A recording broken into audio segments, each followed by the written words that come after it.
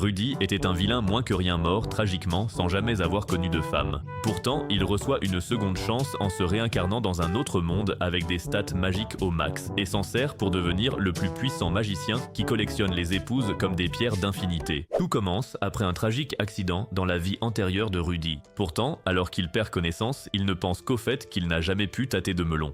La fois suivante, où il ouvre les yeux, il voit l'heureux couple, Paul et Zénith, aux petits soins pour lui et réalise qu'il s'est réincarné en leur fils. Mais comme il a toujours l'esprit mal placé, il essaye direct de tâter la laiterie de Zénith. Les mois passent, et Rudy peut enfin ramper partout, alors le dégénéré file direct voler des sous-vêtements sales et mater la servante, Lilith, jusqu'à ce que sa mère le chope. Lilith tente de prévenir Zénith que Rudy a peut-être l'âme d'un pervers, mais Zénith insiste sur le fait qu'il est trop jeune pour savoir ce qu'il fait. Plus tard ce jour-là, Rudy regarde Paul manier sa grosse épée noire et est si surpris qu'il trébuche et se cogne la tête. Zénith se précipite vers lui et utilise un sort de soin pour le soulager, et c'est là qu'il réalise que c'est un monde d'épée et de magie. Alors, quand il peut enfin marcher, il fouille dans les livres de sa mère pour apprendre la magie, mais découvre qu'il faut des incantations pour ça. Pour s'entraîner, il prononce le sort et invoque une bulle d'eau, mais elle tombe par terre. Il se concentre alors intensément pour projeter l'eau et en tire accidentellement sans prononcer la moindre incantation. Cependant, avant de pouvoir réessayer, il s'évanouit après avoir épuisé tout son pouvoir magique. Dans les semaines qui suivent, Rudy continue de développer son pouvoir magique au point de décider de tenter un sort de niveau intermédiaire. Mais le sort dégénère et son jet d'eau traverse la maison comme une première giclée. Immédiatement, ses parents accourent pour vérifier qu'il va bien, et quand Zénith repère le grimoire, elle réalise que Rudy doit être un génie et suggère de lui prendre un tuteur en magie. Paul soutient qu'en tant que garçon, il doit apprendre l'escrime, mais Zénith insiste sur le fait qu'ils ne peuvent pas gâcher le talent de Rudy. Sur ce, Lilith intervient et suggère que Rudy apprenne simplement les deux. Dès le lendemain, un tuteur en magie se rend au village pour le poste, mais il s'avère que c'est une petite fille aux cheveux bleus nommée Roxy. Et même si Rudy les aime bien en chair, il décide qu'il l'épousera un jour. Après ça, Roxy se rend dans l'arrière-cour avec Rudy pour lui enseigner les bases du lancement de sorts. Elle fait ensuite une démo en récitant un sort et en tirant une boule d'eau qui détruit l'arbre de Zénith. Après l'avoir réparé avec de la magie de soin, elle dit à Rudy d'essayer. Rudy essaie donc de suivre les règles et de réciter le sort, mais quand il voit les sous-vêtements de Roxy, il se déconcentre et éjecte son liquide avant d'avoir fini le sort. Quand Roxy demande comment c'est possible, il avoue qu'il peut faire de la magie sans incantation, et Roxy réalise qu'il n'est pas un gamin ordinaire. Juste à ce moment, Zénith les rappelle pour dîner, et alors que Rudy regarde sa nouvelle famille avec joie, il se dit que même un gros lard au chômage comme lui peut réussir dans ce monde. Quelques nuits plus tard, alors que Rudy s'exerce à la magie de terre en créant des figurines, il entend ses parents se disputer et sort pour gâcher leur plaisir. Cependant, il aperçoit Roxy jouer du violon dans le couloir, alors il fait demi-tour pour la laisser s'évader en paix. Quelques nuits plus tard, alors que Roxy fait un cours sur les démons à Rudy, elle le surprend à fixer sa sainte relique et lui donne un coup sur la tête. Elle explique ensuite que ses parents ont été surpris de la voir le premier jour, car la couleur de ses cheveux la trahissait en tant que démon. Curieux, Rudy demande pourquoi et Roxy raconte comment une race de démons, nommée Super, a autrefois massacré les humains avant d'être chassée du continent des démons. Après cela, elle avertit Rudy de fuir s'il croise quelqu'un aux cheveux verts avec une gemme rouge sur le front, car les Super peuvent anéantir sa lignée en un clin d'œil. Cependant, l'idiot ignore cela et complimente sa couleur de cheveux. Alors Roxy lui dit de réessayer de la draguer quand il aura grandi de quelques centimètres. Ensuite, il la remercie pour le cours et lui souhaite bonne nuit en sortant de la pièce, mais il s'arrête à la porte pour l'épier pendant qu'elle se change. Un an plus tard, la magie de Rudy s'améliore grâce aux leçons de Roxy, mais il est toujours nul au maniement de l'épée. Un jour, il aperçoit des garçons de son âge jouer dans les champs, mais dès qu'il s'arrête pour le regarder, il se cache vite, assailli par des souvenirs de son ancienne vie où il fut humilié. C'est alors que Roxy arrive et lui demande ce qu'il fait, alors Rudy s'illumine soudainement et dit qu'il s'amuse. À ce moment-là, Roxy montre des montagnes au loin et dit qu'il y a un pays derrière elle appelé Ranoa, où se trouve la meilleure école de magie de leur monde. Lorsqu'elle ajoute que l'école accepte des élèves de toute race et suggère qu'il y aille pour s'améliorer en magie, Rudy dit qu'elle a tout ce qu'il recherche chez un maître. Cependant, Roxy lui dit de ne pas l'appeler maître car il la surpassera bien assez tôt. Comme c'est la coutume dans ce monde, la famille de Rudy lui organise une fête élaborée pour son 5e anniversaire. Pendant que Paul fait le spectacle pour les divertir, Rudy se demande depuis combien de temps personne n'avait rien fait pour lui.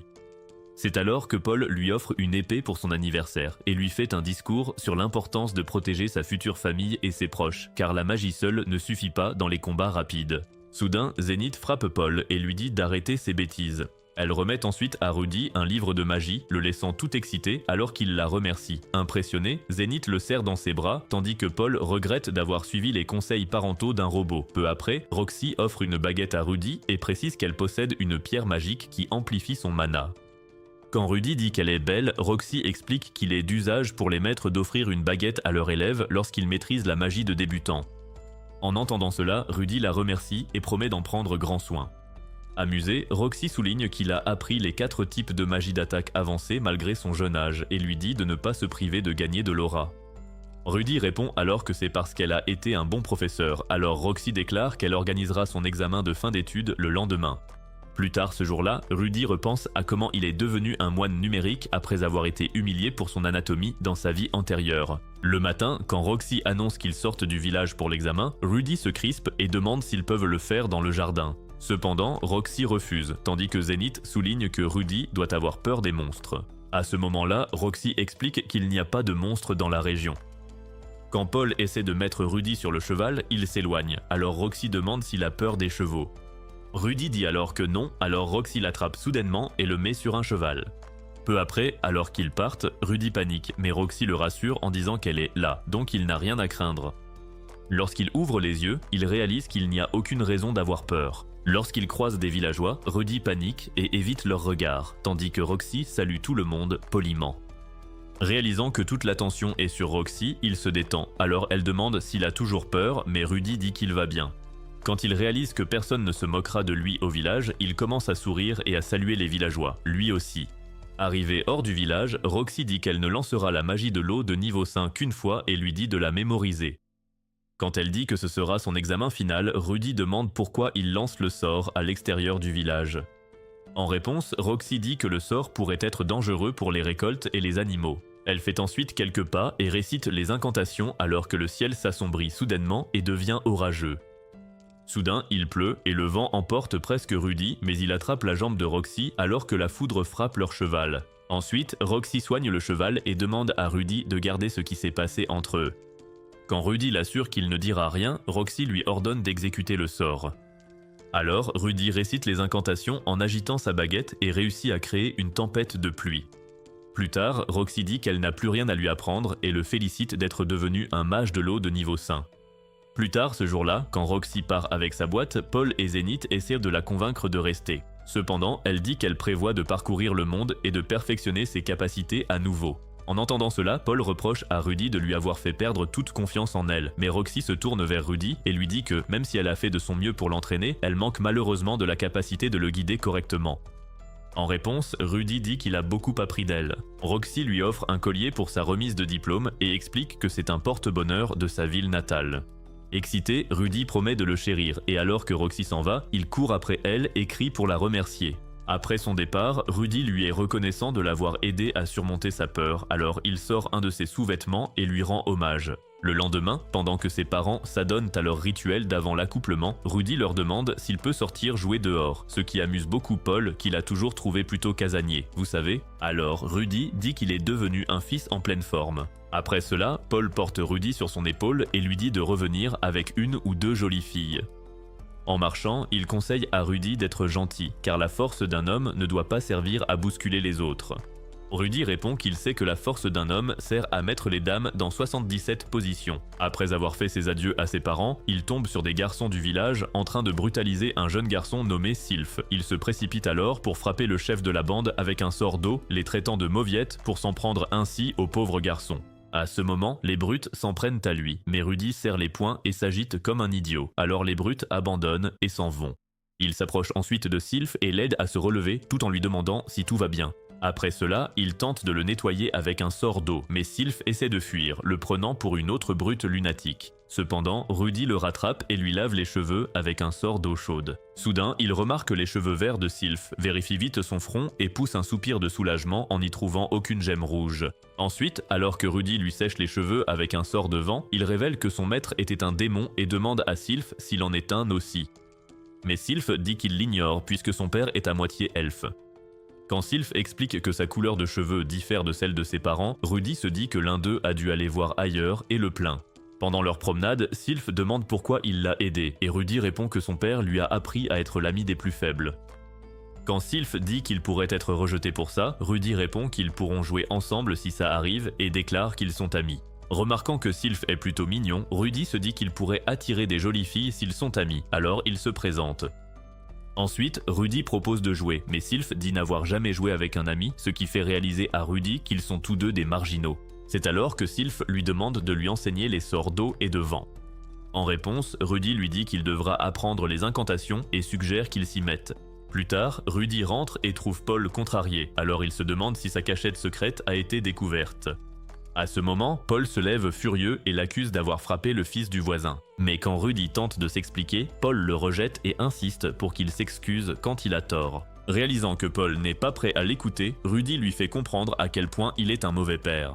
Agacé, Paul le gifle violemment, mais Rudy se relève et dit qu'il a été assez sage pour mériter sa confiance, mais qu'il n'a reçu qu'une gifle et de la méfiance. Lorsqu'il admet avoir blessé le garçon mais refuse de s'excuser, Paul lui demande ce qui s'est passé. Il dit simplement que la prochaine fois qu'il verra des brutes s'en prendre à un garçon sans défense, il les rejoindra et dira à tous qu'il tient ça de son père. Ému par cela, Paul s'excuse et demande à savoir ce qui s'est réellement passé. Ensuite, il rentre et tandis que Rudy raconte sa journée à Zénith, Paul repense au moment où les voisins sont venus se plaindre et regrette sa dureté envers Rudy. Plus tard, alors qu'il noie son chagrin dans un verre, Zénith lui demande pourquoi il est sombre et il révèle s'être disputé avec Rudy.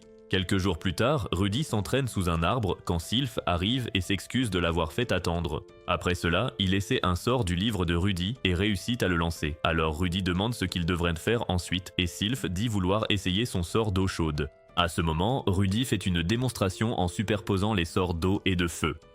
Surpris, Sylph dit qu'il aimerait apprendre à lancer des sorts sans incantation. En réponse, Rudy dit que ce sera difficile et lui explique comment s'y prendre. Mais quand Sylph essaie, rien ne se produit. Alors que Rudy se croit spécial de pouvoir lancer des sorts sans incantation, Sylph s'excite soudain et annonce qu'il a réussi. Ensuite, ils s'allongent ensemble dans les champs et Rudy réalise à quel point Sylph est magnifique. Cela lui rappelle alors qu'il avait autrefois une amie d'enfance qui s'est mariée plus tard, alors qu'il renifle toujours Sylph juste pour s'exciter. Soudain, il commence à pleuvoir, alors Rudy et Sylph rentrent vite à la maison, où Lilith dit qu'elle leur a préparé le bain.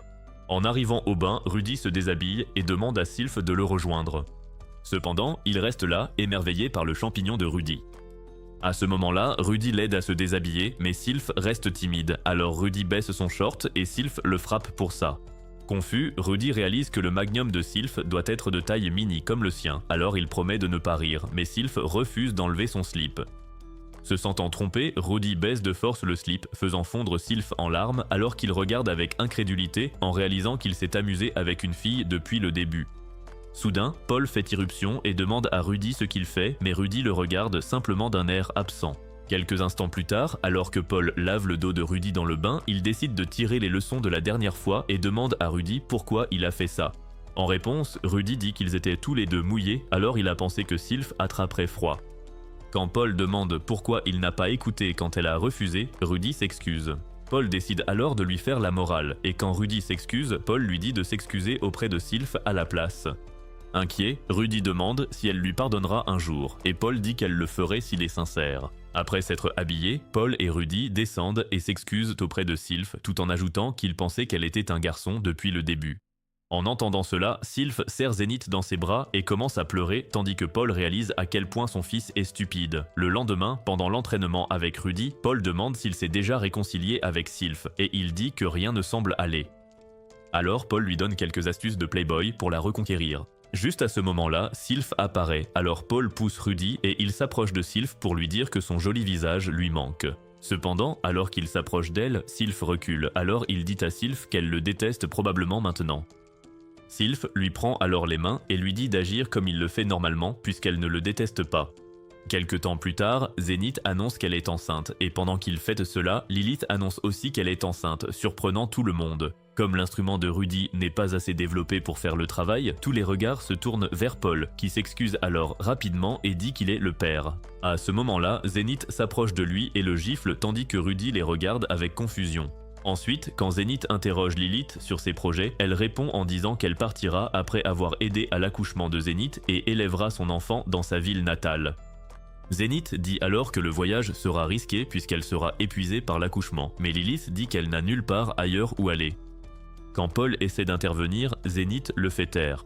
Pendant ce temps, Rudy pense à leur chance de survie pendant le voyage car il neigera à cette période de l'année. En regardant Zénith réfléchir à ce qu'il faut faire, Rudy se dit qu'il doit faire quelque chose puisque Lilith s'est toujours occupée de lui et qu'elle a gardé son secret sur sa cachette quand elle l'a découvert. Alors, Rudy s'approche de Zénith et demande pourquoi tout le monde est sombre alors qu'il va avoir 2 frères et sœurs. En réponse, Zénith explique que Paul et Lilith ont couché ensemble dans son dos. Juste après, Rudy accuse Paul d'avoir menacé Lilith et affirme que ce n'est pas sa faute.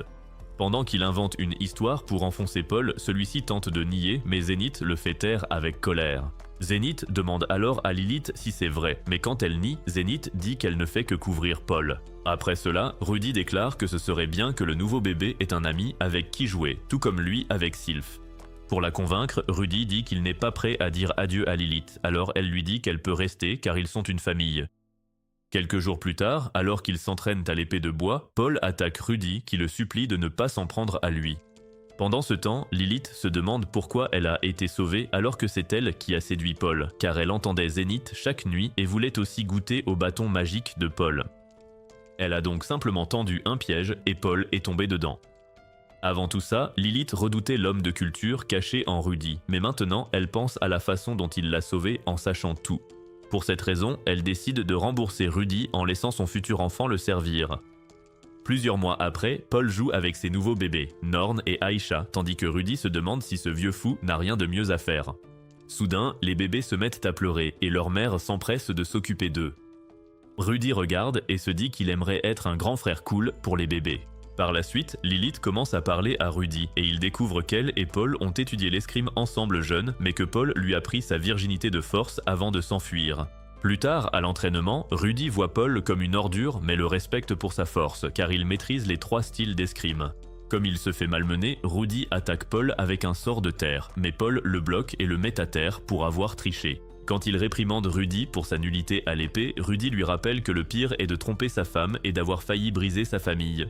Après ça, Rudy lui dit de garder son oiseau au chaud s'il a compris la leçon, mais Paul lui demande en chuchotant si Lilith va bien. Quand Rudy dit que Zénith pourrait bientôt le quitter, Paul répond que Rudy devrait mieux le comprendre puisqu'il est un homme. Cependant, Rudy lui rappelle qu'il n'est qu'un enfant, mais Paul l'accuse d'être toujours fourré avec Sylph.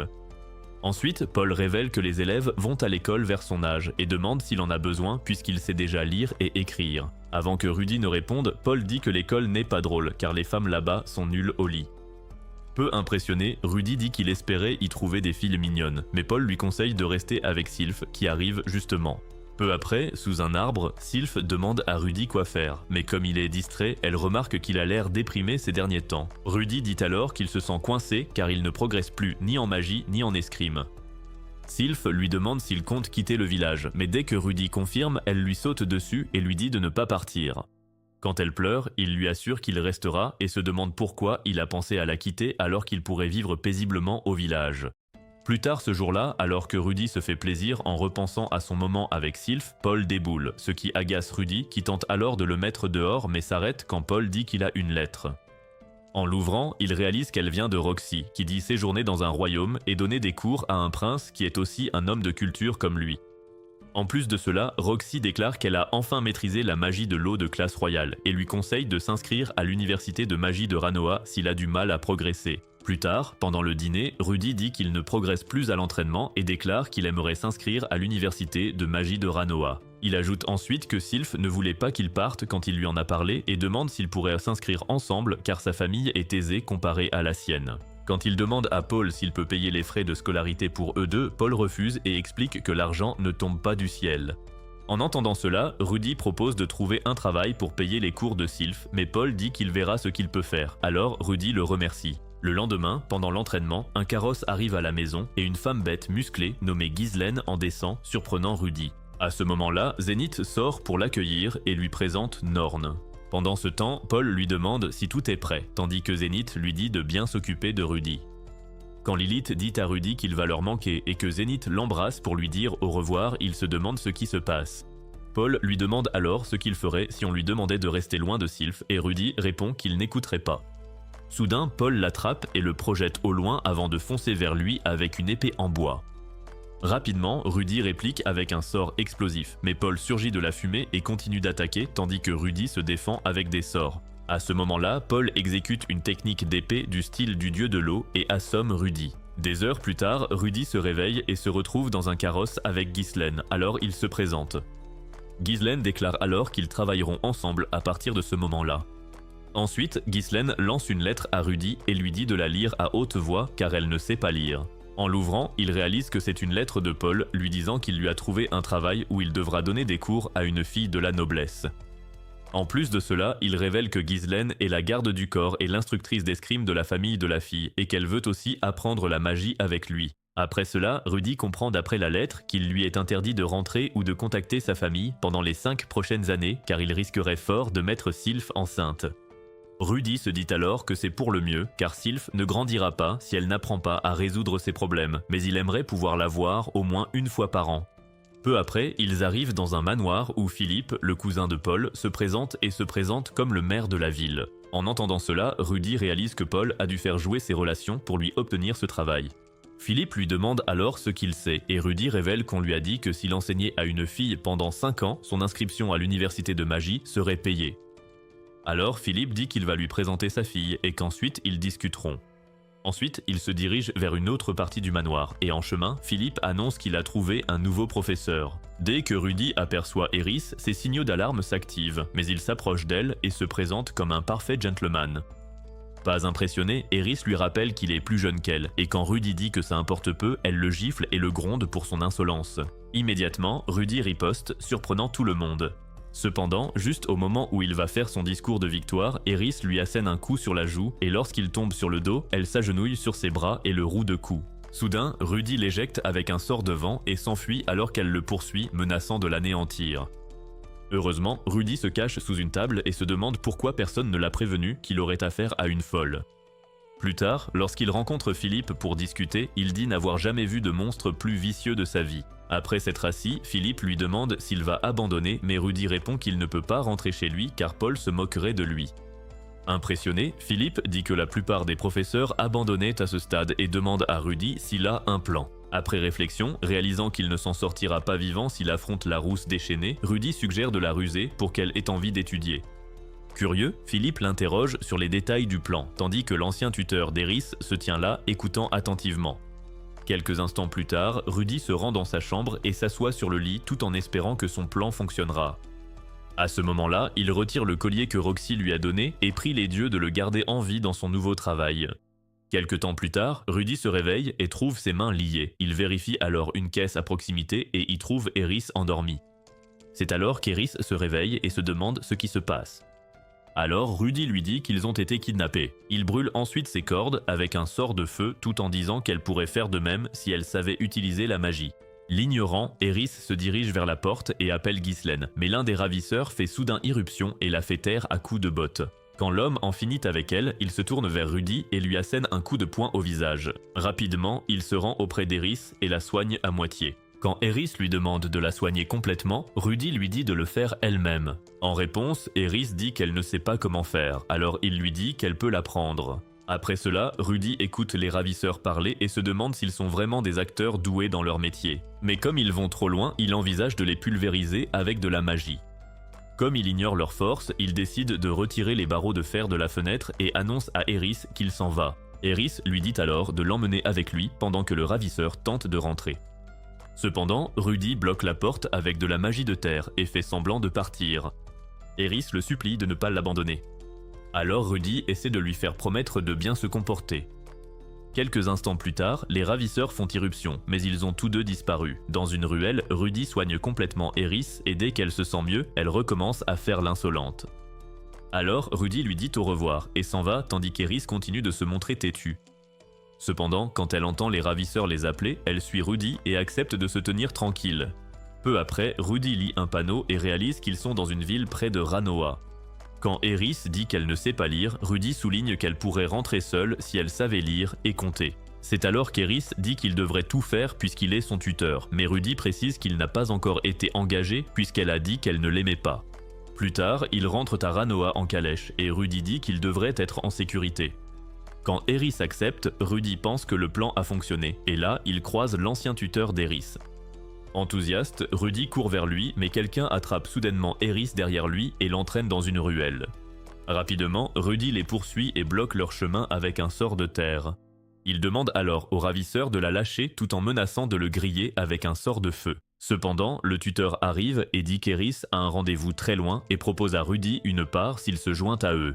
Curieux, Rudy demande si la somme suffira pour 2 à l'université de magie et le tuteur l'assure que c'est plus qu'assez. Cependant, Rudy dit qu'il n'est pas à vendre, alors il lève la main et lance un sort de feu vers le ciel. Après l'explosion du feu d'artifice, Rudy attaque les ravisseurs et leur arrache Eris. Soudain, le ravisseur lui lance une épée, mais Ghislaine arrive à temps pour la briser et éliminer les ravisseurs d'une attaque sanglante. En voyant Ghislaine, le tuteur se met à trembler et s'effondre au sol. De retour au manoir, Philippe se précipite vers eux et demande ce qui s'est passé. Juste après, Ghislaine jette le tuteur ligoté au sol alors qu'il supplie pour sa vie, et Philippe ordonne qu'on le jette en prison. Ensuite, Rudy est triste d'avoir perdu le travail, alors il repense à tout ce qui s'est passé et à comment il a failli mourir. Alors qu'il se dirige vers la porte, Eris lui dit de s'arrêter et lui donne la permission spéciale de la tutoyer. Quand elle confirme qu'il a le poste, Rudy la remercie. Le lendemain, en jouant aux échecs, Philippe le félicite d'avoir fait ses preuves, mais Rudy dit qu'il devrait s'excuser d'avoir mis Eris en danger. Après cela, il dit comprendre pourquoi on voudrait enlever Eris, mais demande pourquoi on le voudrait lui aussi. En réponse, Philippe explique que leur lignée peut être utilisée politiquement et lui dit de donner tout le mérite à Ghislaine si on lui demande, car c'est pour ça qu'ils ont un roi de l'épée comme elle. Juste là, Hilda, la femme de Philippe, entre, alors Philippe le présente comme le nouveau tuteur d'Eris pendant que Rudy lorgne sur sa poitrine. Cependant, elle l'ignore et s'en va simplement comme s'il était invisible. Alors que Rudy se demande ce qu'il a fait de mal, Soros, le seigneur du manoir, entre en demandant le fils de Paul. Rapidement, Rudy se présente poliment, surprenant le vieil homme qui se demande alors s'il est vraiment le fils de Paul. Après que Philippe a présenté Soros comme son père, Soros demande s'il a vraiment sauvé Eris, mais Rudy donne tout le mérite à Ghislaine. Agacé, Soros demande s'il ment, alors Rudy déclare que Philippe lui a dit de ne parler à personne de son implication dans le sauvetage. Juste après, Soros appelle Philippe et lui donne un coup de poing au visage tout en le traitant d'ingrat. Philippe dit alors qu'il compte remercier chaleureusement Rudy, puisqu'il est de la famille, tandis que Rudy réalise d'où Eris tient sa violence. Après cela, Soros demande à Rudy d'enseigner la magie à Eris, mais Rudy dit qu'elle devra lui demander elle-même si elle le veut vraiment. Quand Soros s'emporte, Rudy dit qu'elle pourrait devenir trop fière pour demander poliment ce qu'elle veut. En entendant cela, Soros accepte, appelle Eris et lui dit de demander elle-même à Rudy si elle veut vraiment apprendre la magie. Juste après, Eris s'approche et se tient fièrement devant lui, mais Soros la coupe et dit que ce n'est pas comme ça qu'on demande. À cet instant, Eris s'incline légèrement et attrape ses cheveux tout en suppliant Rudy de lui enseigner la magie. Plus tard, quand Rudy commence ses cours, Ghislaine est attentive alors qu'Eris teste son sort de feu sur des rideaux et dit qu'elle pourra bientôt faire des feux d'artifice comme Rudy. Voyant cela, Rudy éteint vite le feu et dit qu'il aimerait qu'elle soit aussi enthousiaste pour les maths et les autres matières. Cependant, il remarque qu'Eris est partie, alors il sort la chercher et la trouve en train de faire la sieste dans l'écurie. Il essaie de la réveiller, mais son côté pervers prend le dessus et il commence à tâter ses formes. Rapidement, il reprend ses esprits et dit à Eris de se réveiller, mais elle se retourne simplement, lui offrant une vue sur ses belles jambes. Ça excite Rudy, alors il décide d'aller jusqu'au bout, mais au moment où il glisse sa main sous la jupe d'Eris, elle se réveille. Immédiatement, elle le remet en place avec un combo coup de poing et coup de pied qui projette Rudy hors de l'écurie. Plus tard, Rudy s'approche de Ghislaine en pleurant pour lui demander conseil sur la façon de gérer Eris.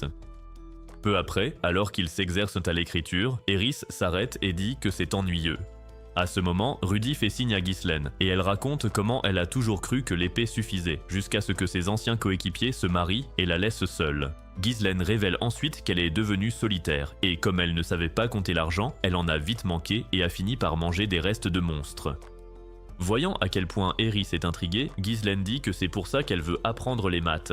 En entendant cela, Eris s'assoit, reprend l'écriture et dit à Rudy de poursuivre la leçon. Plus tard, pendant l'entraînement à l'épée, Rudy s'exerce avec Eris et dit qu'il aimerait qu'elle soit aussi proactive dans ses cours.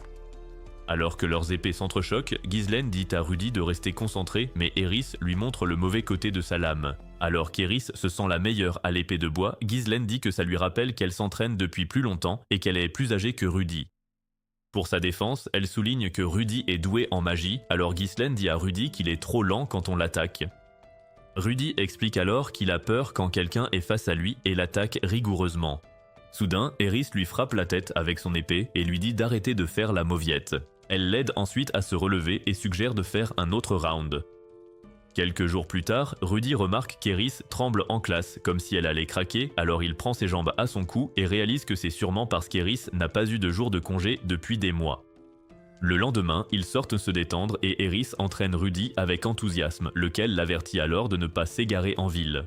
En réponse, Eris dit qu'elle le sait et suggère d'y aller, alors Rudy complimente sa robe, mais elle le rembarre pour ça.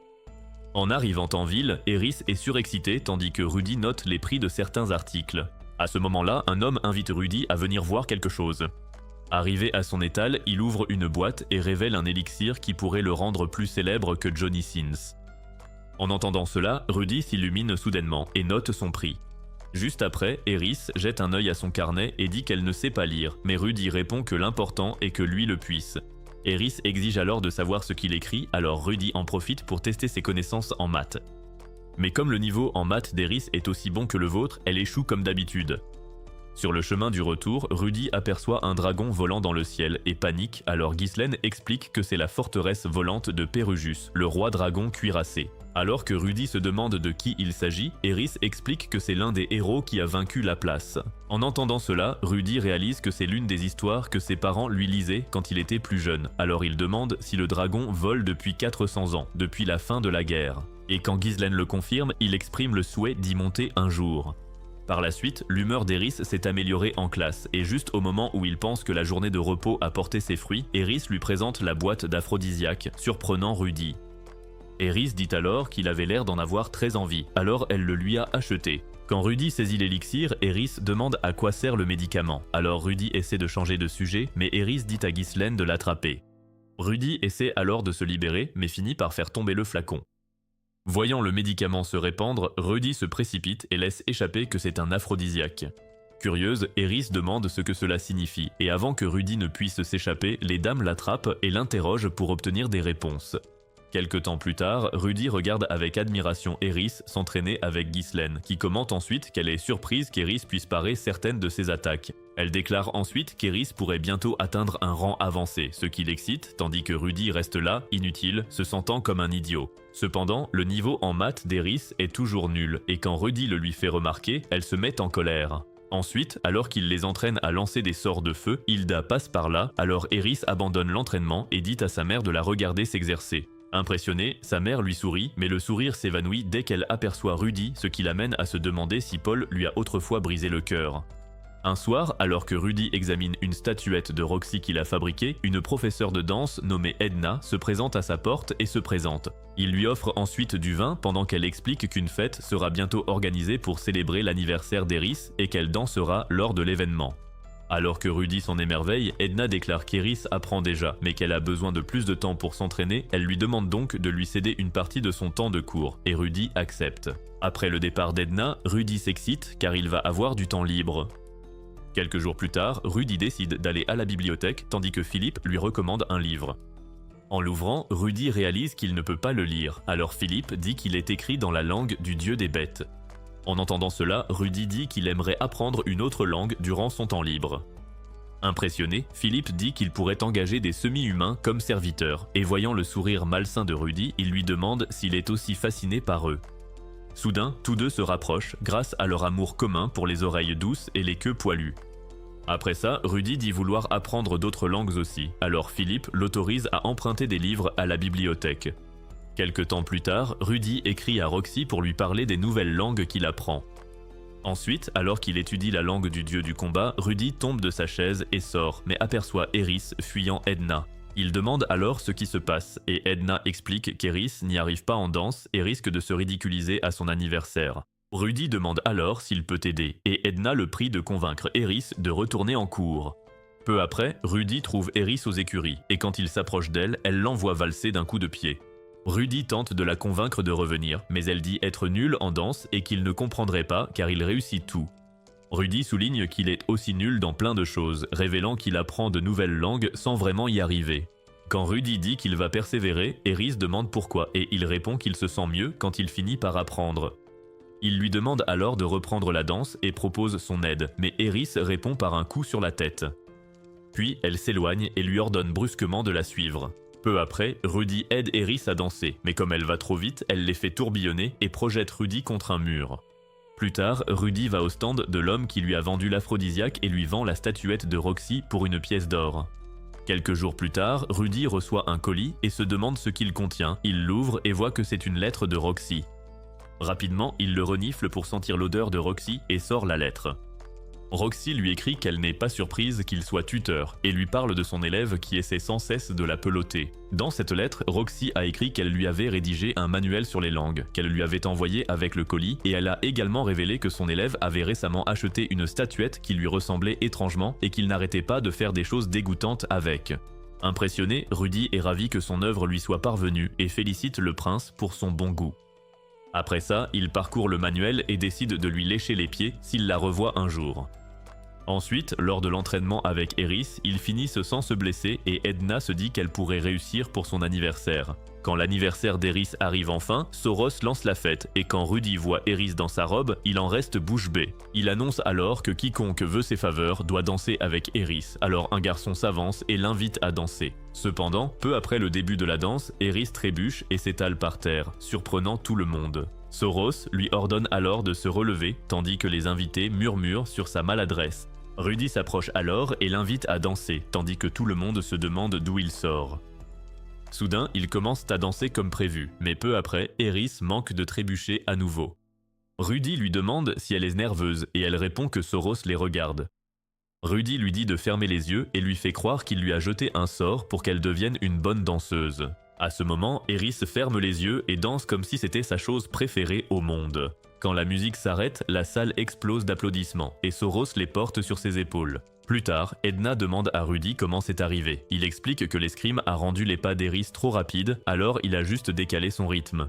Alors qu'Edna s'en émerveille, Eris ajoute que Rudy est vraiment incroyable. Soudain, des filles arrivent et font les yeux doux à Rudy. Il leur dit de se protéger si l'une d'elles finit dans son lit. En entendant ça, Rudy commence à sourire, mais Eris lui tape la tête et l'emmène de force. Plus tard dans la nuit, Rudy offre des baguettes à Eris et Ghislaine en guise de cadeau. Eris dit qu'elle préférerait une de ses statuettes, mais Ghislaine accepte la baguette avec gratitude. Voyant cela, Eris change d'avis et prend la baguette tout en remerciant Rudy. Eris fixe alors Ghislaine qui se demande bien ce qu'il se passe. Rudy souligne alors qu'Eris attend aussi un présent de sa part. Ghislaine retire une bague, un talisman de son peuple pour éloigner les loups maléfiques pendant la nuit. Elle l'attend à Eris, qui la remercie ensuite pour cela. Le lendemain, Rudy trouve Eris dans son lit. Il veut laisser sortir ses démons, mais voit la bague au doigt d'Eris et recule. Ensuite, il se promène et aperçoit une tour à proximité. Curieux, il monte les escaliers de la tour et y trouve Soros se rhabillant après une bonne séance juteuse. Quand la servante s'enfuit, Rudy s'excuse d'avoir gâché le plaisir. Voyant Soros s'y concentrer sur une étrange structure dans le ciel, Rudy se demande s'il a les idées claires. Quelques jours plus tard, alors que Rudy étudie, Eris et Ghislaine s'affrontent dehors. Il les regarde et voit les progrès d'Eris. Rudy remarque que l'étrange structure dans le ciel semble plus grosse et se demande ce que c'est. Peu après, il surprend Eris parlant de lui avec Ghislaine et une servante et se demande si elle cancane sur lui. Mais quand il entend qu'elle prépare une fête d'anniversaire surprise en privé, il s'en va pour ne pas tout gâcher. Il a appris que Paul est né dans une branche de la famille dont le chef est son frère cadet et il est bien pire que Paul. À cause de ça, il ne pourra pas avoir une grande fête organisée pour lui comme ce fut le cas pour Eris. Alors, il canalise ses émotions en jouant au squash seul et décide de commencer à s'entraîner à pleurer. Quelques jours plus tard, Rudy lui fait remarquer que tout le monde semble vraiment occupé et Ghislaine essaie de lui changer les idées en lui parlant de son incroyable capacité à avoir appris 3 langues en seulement 2 ans. En réponse, Rudy dit que c'est entièrement grâce à elle. Il dit avoir faim et propose d'aller grignoter, mais Ghislaine bloque la porte et propose de continuer à discuter. À ce moment précis, Rudy commence à comprendre que c'est probablement le jour de sa surprise. C'est alors qu'il montre à Ghislaine une statuette qu'il a faite à son effigie. Quand elle fait remarquer qu'il manque la queue, il répond qu'il doit d'abord vérifier, car il sait qu'elle ferait tout pour le garder dans la pièce. Il demande donc à Ghislaine de lui montrer la base de sa queue. Sans hésiter, Ghislaine lui offre ses fesses fermes. Alors qu'il tripote son derrière en béton, une servante les surprend. Ensuite, Rudy se rend dans une salle où tout le monde lui souhaite un joyeux anniversaire et l'accueille sous les applaudissements. À ce moment-là, Eris remet un bouquet à Rudy, ce qui lui met les larmes aux yeux alors qu'il prononce un discours si émouvant que Soros explose comme une grenade émotionnelle. Eris dit ensuite qu'elle a une surprise pour lui, alors Rudy demande si ses parents vont venir. Cependant, Eris explique qu'ils les ont invités, mais qu'ils ne peuvent pas venir. Soudain, Hilda lui plonge le visage entre ses seins et déclare qu'elle va l'adopter. Lorsqu'elle suggère qu'il se marie avec Eris, celle-ci panique, disant qu'il est plus jeune qu'elle, mais Hilda répond que l'âge n'est qu'un chiffre et qu'elle doit être plus féminine. Rudy demande alors quelle est la surprise, et Eris fait appel au majordome qui remet ensuite un bâton à Rudy et explique qu'il a été fabriqué avec les meilleurs matériaux du monde entier. En l'examinant, Rudy réalise à quel point il doit être cher, alors il la remercie et la fête commence. Après la fête, Philippe explique qu'Eris a 2 frères, mais qu'ils lui ont été enlevés après qu'il a perdu un conflit de succession, comme c'est la coutume dans sa famille. Il ajoute ensuite que Hilda n'a pas pu s'y résoudre et qu'elle le détestait de se promener alors que ses fils ne pouvaient pas être là. Lorsqu'il dit à Rudy de ne pas détester Hilda, Rudy répond qu'il n'en a pas l'intention, alors il propose à Rudy d'épouser Eris et de reprendre la famille avec lui.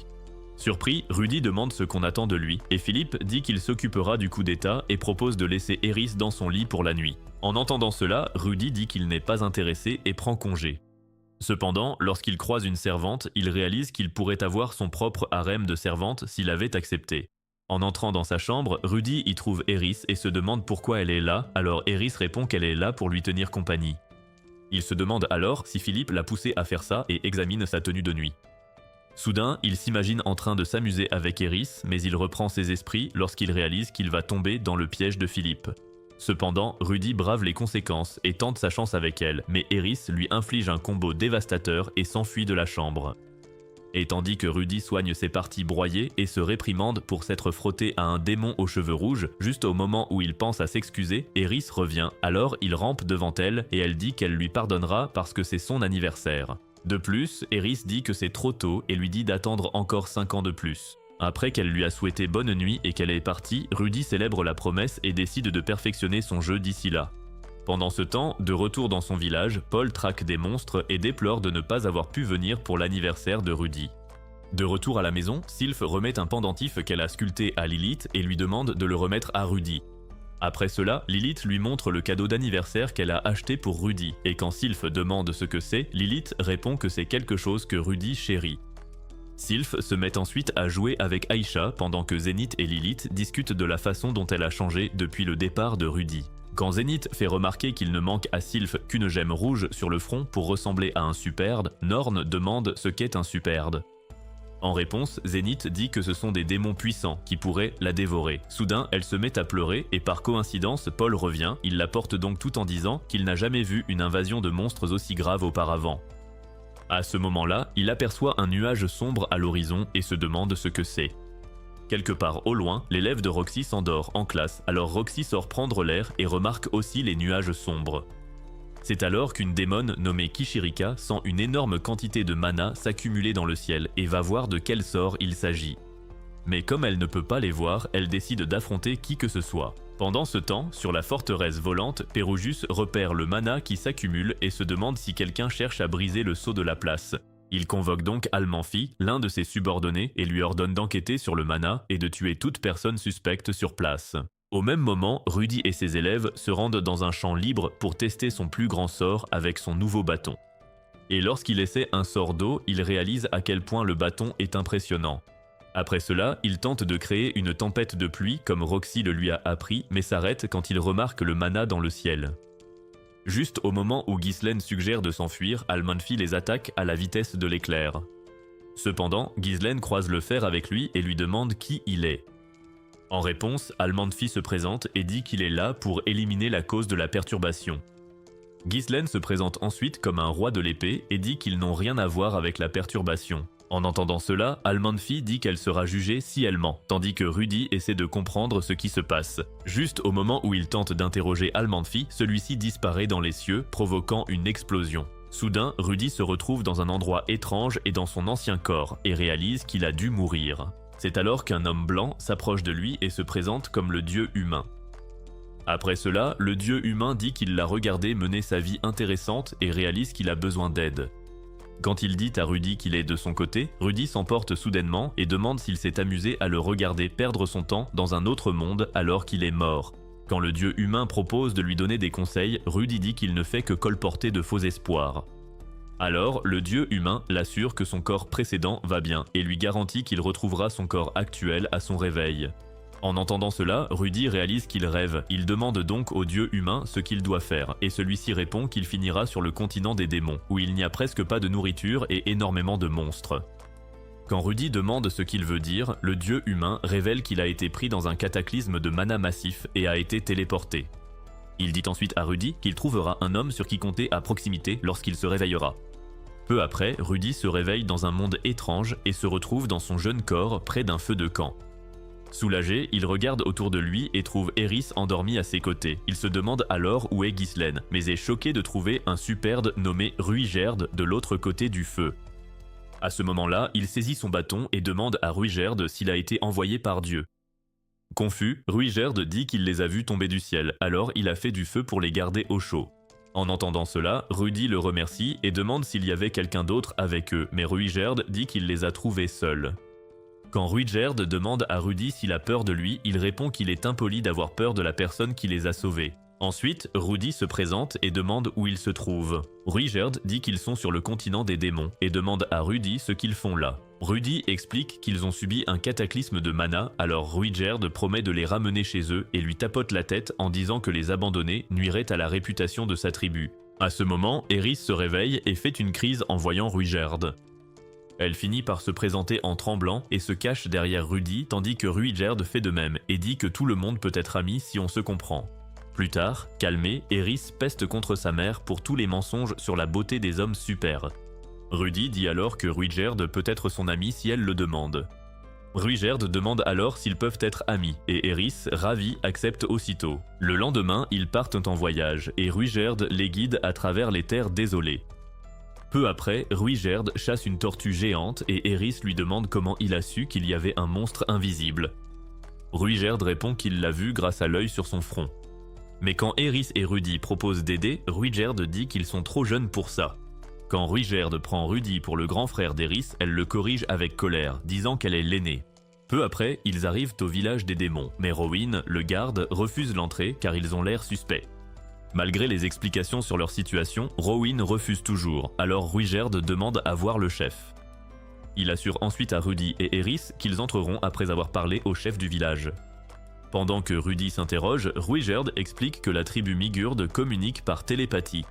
Peu après, le chef arrive et Rudy le salue en langue démoniaque, le surprenant par sa politesse. Le chef se présente comme Rocus et demande à Rudy d'où vient son collier. Rudy répond que c'est un cadeau de son maître, Roxy. En entendant cela, Rowan s'illumine et dit que sa fille s'appelle Roxy, faisant réaliser à Rudy qu'ils sont chez elle. Invité au village, Eris s'étonne de tout, tandis que Rudy s'émerveille de voir tant de gens ressembler à Roxy. En chemin, Rowan explique que Roxy est partie depuis plus de 20 ans sans donner de nouvelles. Curieux, Rudy demande alors combien de temps vivent les démons Migurd, et Rowan lui dit qu'ils peuvent vivre jusqu'à 200 ans. Il demande ensuite si Roxy va bien et Rudy le rassure. Le soir, Rocus demande comment ils vont rentrer et Ruygerd dit qu'il les escortera. Cependant, Rocus lui rappelle qu'il ne peut pas entrer dans les villes, alors Ruygerd rétorque qu'il est prêt à tout, même si cela signifie les détruire. En entendant ça, Rocus fait remarquer que Ruygerd est vraiment obstiné quand il s'agit des jeunes. Il se demande s'il pourra atteindre son objectif en employant la force, pendant que Rudy, lui, demande quel est cet objectif. Rocus répond que Ruygerd veut restaurer la réputation entachée de sa tribu. Rudy demande alors si les rumeurs sur sa tribu sont vraies, et Ruygerd dit que non. Après cela, il explique que Laplace a trahi sa tribu. Curieux, Rudy en demande plus, alors Ruygerd raconte comment Laplace a uni les tribus démoniaques et leur a offert de nouvelles lances qui les ont transformés en tueurs sans cervelle. En conséquence, les Superdes ont tué tout ce qui bougeait, y compris leur famille. Ruygerd déclare ensuite que sa lance est l'âme de son fils, qui s'est sacrifié pour le libérer de la malédiction, et ajoute qu'il est de sa responsabilité de chef de laver leur nom. En entendant cela, Rudy se demande comment Ruijerd a pu vivre avec de tels regrets pendant des siècles, et promet de l'aider comme il le pourra. Le lendemain, alors que Rudy et ses compagnons s'apprêtent à quitter le village, Rowan leur présente sa femme, surprenant Rudy par sa jeunesse apparente. Elle a déjà 102 ans cette année. À ce moment-là, Rowan lui dit de dire à Roxy de venir les voir s'il la croise, et lui remet une épée en cadeau pour le remercier d'avoir apaisé leurs inquiétudes à son sujet. Après cela, ils prennent congé et Rudy dit à Ruijerd qu'il a hâte de voyager avec lui. Quelque temps plus tard, une meute de loups du désert les attaque, mais Eris les élimine tous à elle seule sous les yeux de Rudy et Ruijerd. Peu après, alors qu'ils se régalent de la viande des monstres, Eris apprécie le repas et dit qu'elle a toujours rêvé de vivre ainsi. Pendant ce temps, le riz et le bœuf manquent à Rudy. Quelques jours plus tard, ils arrivent dans une ville appelée Ricarisu où la sécurité est renforcée car on a signalé la présence de Dead End près de la ville. Quand Eris et Rudy se demandent s'ils sont arrivés au royaume des animaux et demandent ce que signifie Dead End, Ruijerd explique qu'il existe de nombreuses tribus de démons et ajoute qu'il a été surnommé Dead End dans de nombreuses villes car les gens pensent qu'ils vont mourir s'ils le croisent. Alors qu'il se demande quoi faire, Ruijerd dit qu'il pourrait sauter par-dessus la falaise de la ville, mais Rudy le retient et dit que toute la ville paniquerait. C'est alors qu'il repère un minéral bleu sur un rocher et dit qu'il a une idée. Peu après, il se dirige vers les portes de la ville annonçant qu'ils viennent de Migurd et entrent en ville sans encombre car personne ne reconnaît le nouveau look de Ruijerd. Ensuite, ils décident de se rendre à la guilde des aventuriers et lorsqu'ils entrent dans le bâtiment, avec leur allure d'étrangers, Rudy annonce Ruijerd en l'appelant Dead End. C'est Ruijerd de Dead End, mais comme il a l'air d'une expérience ratée, tout le monde rit d'eux. Quand Rudy demande ce qu'il y a de drôle, un gars à tête de grenouille dit que les Superds ont les cheveux verts. Tu savais pas, c'est le Dead End des Superds, pas la couleur de Ruijerd. Voyant que leur ruse a bien fonctionné, ils s'approchent de la réceptionniste pour s'inscrire en tant que groupe nommé Dead End. C'est alors que la réceptionniste déclare qu'ils commenceront au rang F et graviront les échelons comme tout le monde. Après avoir ajouté qu'ils ne peuvent obtenir que des quêtes de rang F, ils se dirigent vers le tableau des quêtes, espérant s'enrichir rapidement. Nokopara propose une quête simple, chercher un chaton égaré. Lorsqu'il se moque d'eux, Rudy suggère de partir avant que les esprits ne s'échauffent. En sortant, Eris dit qu'elle a hâte de terrasser des dragons, mais Rudy suggère de fêter leur succès. Ruijerd demande alors en quoi c'est un succès, et Rudy répond qu'ils ont réussi à cacher son identité. Peu après, Rudy dit qu'il pourrait améliorer la réputation des Superds s'ils continuent à faire de bonnes actions, et dit à Ruijerd de ne pas perdre son déguisement. Plus tard ce jour-là, ils arrivent dans une ville et décident d'y passer la nuit. Lorsqu'ils se rendent dans une auberge, des aventuriers demandent à Eris si elle est débutante et l'invitent à manger avec eux. Comme elle ne répond pas, Kurt, le chef du groupe, tire sur sa cape, arrachant un bouton tout en lui disant de ne pas l'ignorer. Soudain, Eris les envoie tous valser d'un coup de poing et inflige à Kurt la correction de sa vie. Rapidement, Rudy intervient et soigne les aventuriers pendant que Ruijerd calme Eris. Rudy explique ensuite qu'Eris ne parle pas le dieu démon, alors Kurt suggère qu'il rejoigne son groupe. Cependant, Rudy explique qu'ils forment déjà un groupe de 3. Lorsqu'il leur dit que leur groupe s'appelle Dead End, les aventuriers paniquent et se demandent s'ils sont devenus fous. C'est alors que les aventuriers se présentent comme les costauds de Tokurabu. Ensuite, quand ils prennent une chambre, Rudy se dit qu'ils seront bientôt fauchés car l'auberge leur coûte presque tout ce qu'ils ont. Peu après, Rudy s'endort et le dieu humain apparaît dans ses rêves et se vante d'avoir eu raison au sujet de Ruijerd. Quand Rudy lui demande quel est son prochain conseil, le dieu humain lui dit d'accepter la quête du chaton perdu pour mettre fin à ses soucis. À ce moment-là, Rudy se réveille et trouve Eris éveillée. Il lui demande alors pourquoi elle ne dort pas. Eris demande ensuite s'ils rentreront chez eux et s'ils trouveront tout le monde en bonne santé. En réponse, Rudy l'assure que tout ira bien. Le lendemain matin, ils partent à la recherche du chaton perdu et comme ils craignent de s'égarer, Ruijerd les rassure en disant qu'il peut voir le chaton grâce à son 3e œil. Après avoir suivi la trace du chaton pendant un moment, ils arrivent à une grotte où Eris remarque que quelque chose pue. C'est alors que Ruijerd souligne que bien que la grotte contienne de nombreux animaux, ils doivent être prudents.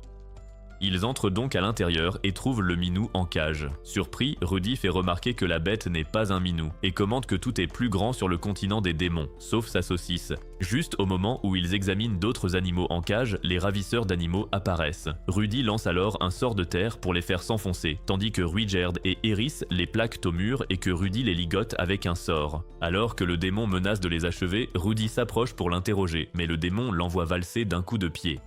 À cause de cela, Ruijerd décapite le démon, terrifiant les autres démons au plus haut point. Choqué, Rudy demande à Ruijerd pourquoi il a fait ça, et il répond que c'est sa punition pour avoir attaqué un enfant. Immédiatement, Rudy et Eris expriment leur désapprobation et supplient Ruijerd de ne plus tuer personne s'il tient à la réputation des Superdes. En entendant cela, les démons, Jalil et Viskel, réalisent qui est Ruijerd et supplient qu'on leur laisse la vie sauve. Ensuite, Rudy demande pourquoi ils ont mis les animaux en cage, et les démons avouent qu'ils les kidnappent. Lorsqu'une annonce pour un animal perdu est publiée, ils s'en emparent et font semblant de le retrouver pour obtenir une récompense. Quand Ruijerd s'approche pour les exécuter, Rudy l'arrête rapidement et demande aux démons s'ils sont des aventuriers. Lorsqu'ils confirment, Rudy les interroge et découvre qu'ils sont de rang D et pourraient monter en grade, mais qu'ils y sont restés pour obtenir des missions d'animaux perdus. C'est alors qu'il propose de faire équipe, surprenant tout le monde, surtout Ruijerd qui demande pourquoi il s'associe à des scélérats. En réponse, Rudy dit qu'il a un plan et révèle qu'ils peuvent gagner de l'argent et améliorer la réputation des Super s'ils travaillent ensemble. Cependant, Ruijerd dit qu'il ne travaillera jamais avec des méchants, alors Eris le frappe et le bouscule pour son entêtement. Quand Eris lui dit de partir s'il le veut, Ruijerd répond qu'il a promis de les ramener chez eux et ils ne rompent pas ses promesses. Ensuite, les démons sortent de la guilde et déclarent avoir augmenté leur rang comme demandé. Alors Rudy leur dit de prendre une mission de rang B le lendemain pendant qu'ils en prendront une de rang F.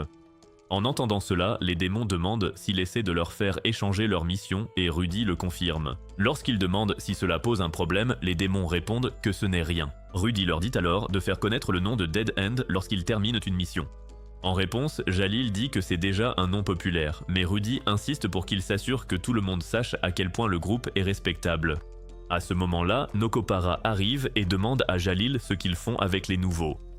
Ils demandent ensuite des nouvelles de leur chef de groupe et Jalil révèle qu'il est mort. Indifférent, Nokopara demande de quoi les deux groupes discutent et suppose que celui de Jalil fait le fier pour impressionner les nouveaux, mais il le laisse à ses suppositions. Ailleurs, Roxy revient dans son ancienne ville et la voit dévastée, alors elle se dépêche de vérifier le mur où sont listés les morts. Mais après avoir cherché pendant des heures, elle ne trouve ni le nom de Rudy ni celui de sa famille, elle est donc soulagée. Juste après, des aventuriers arrivent en parlant de Paul, alors elle leur demande s'ils le connaissent. Après le cataclysme de Mana, Zénith, Lilith et Aïcha avaient disparu, alors Paul et Norn se dirigent vers la patrie de Zénith, espérant l'y trouver. Pendant ce temps, Rudy et son groupe acceptent une mission pour enquêter sur un monstre mystérieux dans une forêt pétrifiée. Ils s'y rendent donc en se demandant de quel genre de monstre il s'agira. Après s'être enfoncés dans la forêt, ils tombent sur les brutes de Tokurabu qui se disputent avec un autre groupe et réalisent qu'une triple réservation a été faite pour la quête. Comme aucun des groupes ne veut reculer, ils décident tous de poursuivre la quête. Juste au moment où Eris suggère qu'ils avancent aussi, Ruijerd se dit inquiet car ils sont tous jeunes, mais Rudy souligne que les autres groupes pourraient découvrir qu'il est un super s'ils travaillent ensemble. Ruijerd demande alors à Rudy s'il préfère les regarder mourir, alors Rudy suggère de suivre le groupe au cas où les choses tourneraient mal. Agacée, Eris dit qu'elle avait hâte de combattre quelque chose de fort pour une fois. Un peu plus tard, alors qu'ils les suivent, Ruijerd dit que le groupe est imprudent et se demande s'ils sont conscients d'être entourés de monstres. Soudain, une énorme araignée surgit devant eux et lorsqu'ils reculent, un serpent géant leur barre la route. Voyant cela, Ruijerd dit qu'il va les aider, mais Rudy l'arrête et suggère d'attendre pour qu'ils apprécient le sauvetage, pensant qu'il les soignera s'ils sont blessés et améliorera ainsi la réputation de leur groupe. Malheureusement, lorsque les monstres attaquent, l'un des aventuriers est projeté contre un arbre et meurt sur le coup. Alors, Ruijerd se précipite et élimine l'araignée avec sa lance, tandis qu'Eris attaque le serpent géant et lui tranche la tête. Après cela, Ruijerd aide les aventuriers restants à se relever et demande à Rudy pourquoi il l'a arrêté alors qu'il aurait pu sauver l'homme décédé. En réponse, Rudy dit qu'il pensait que cela fonctionnerait pour atteindre son objectif. Malgré cela, Ruijerd le plaque contre un arbre et lui demande si cela vaut la peine de gâcher la vie d'un jeune. À ce moment, Kurt prend la parole et s'accuse de la mort de son camarade. Mais Ruijerd dit qu'on ne peut blâmer des jeunes, alors Kurt lui saisit le bras et affirme qu'ils sont tous adultes et conscients de leurs actes. Il ajoute ensuite que c'est sa faute s'il a mal jugé la difficulté du travail et se met à pleurer. Ruijerd relâche alors Rudy et s'excuse auprès de Kurt pour l'avoir rabaissé, lui et ses camarades. Après avoir vu partir les deux survivants, Rudy et son groupe repartent finir la quête, mais entendent soudain des bruits de combat. Ils se précipitent et découvrent tous les aventuriers massacrés par un cobra à capuchon rouge. Voyant cela, Ruijerd dit qu'il ne s'attendait pas à en trouver un ici et confirme que c'est le monstre mystérieux. Pendant que le cobra se repaît du dernier aventurier, Rudy demande à Ruijerd s'ils ont une chance, et quand il confirme que oui, il décide de sauver l'aventurier. Soudain, Rudy lance des sorts de feu sur le cobra, tandis que Ruijerd l'attaque avec sa lance. Pendant ce temps, Eris saute sur le cobra mais ne peut pas l'entailler avec son épée, alors le cobra l'éjecte. À ce moment, Rudy lance d'autres sorts, le cobra fonce sur lui mais Ruijerd l'arrête pendant qu'Eris blesse le monstre. Soudain, Rudy attaque le cobra avec un sort qui le transperce de part en part. Pendant qu'Eris célèbre, Rudy remercie Ruijerd qui est triste car ils n'ont pas pu sauver l'aventurier. De retour en ville, l'idiot à tête de cheval les arrête en chemin et remarque qu'ils transportent beaucoup de bagages. En réponse, Rudy dit qu'ils ont eu de la chance, mais l'idiot demande s'ils veulent voir leur complice. Juste après, Rudy aperçoit Jalil dans une ruelle alors que Nokopara tente de les chanter pour avoir échangé des missions. Quand il exige la moitié de leur gain mensuel, Rudy réalise qu'ils ne pourront plus vivre si leur licence est révoquée et il songe à blâmer Jalil et Viskel. Cependant, il réalise qu'ils n'ont plus d'option, alors il décide de ramener Eris coûte que coûte, quitte à rayer la ville de la carte.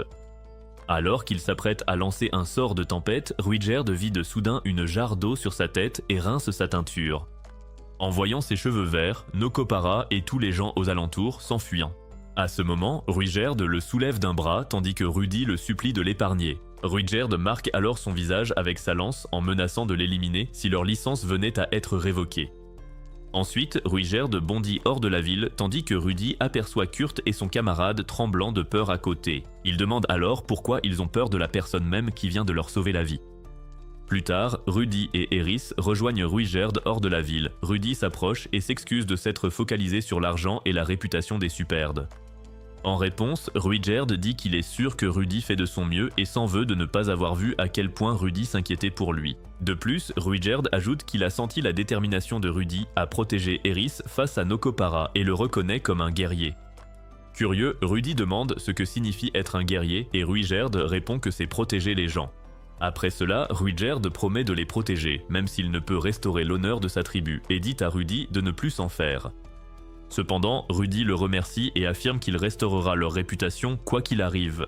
Il se serre donc la main et Eris les rejoint. Le matin, Rudy se réveille et voit que Ruijerd s'est rasé la tête, expliquant qu'il a compris que ses cheveux effrayaient les gens. Voyant cela, Eris complimente son nouveau look et Rudy lui donne un bandeau pour cacher son troisième œil avant de repartir. À ce moment, Rudy suggère de commencer la première réunion stratégique de Dead End. Retourneriez-vous chercher Sylphie si vous étiez à la place de Rudy? Dites-nous ce que vous en pensez dans les commentaires. Et si vous aimez ce genre de vidéo, likez et abonnez-vous à la chaîne.